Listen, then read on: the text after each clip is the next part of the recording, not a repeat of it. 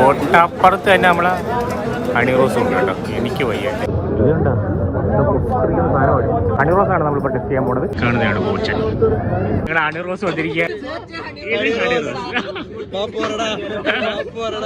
ഇതാണ് 3 പേര് കുടിക്കാൻ പറ്റുന്ന ഹണി റോസ്. എങ്ങനെയുണ്ടെന്ന് ഇവൻ ഹണി റോസ് അടിപൊളി എന്ന് പറയാൻ നമുക്ക് പറ്റില്ല. നിങ്ങൾ സത്യസന്ധമായിട്ടുള്ള വ്ളോഗർ അല്ലേ? ഇതാണ് ഹണി റോസ്. ഒരു കാശിന് കൊള്ളായിരുന്നോ? കൊള്ളത്തില്ല. നിനക്കെങ്ങനെ ഉണ്ടായിരുന്നോ? ഇതാണ് റോസ് 20 ദിർഹമാണ് കേട്ടോ. ഏകദേശം 500 രൂപയോളായ. അടുത്ത് നമ്മൾ ടേസ്റ്റ് ചെയ്യാൻ പോണത് ചക്ക പൊറോട്ട.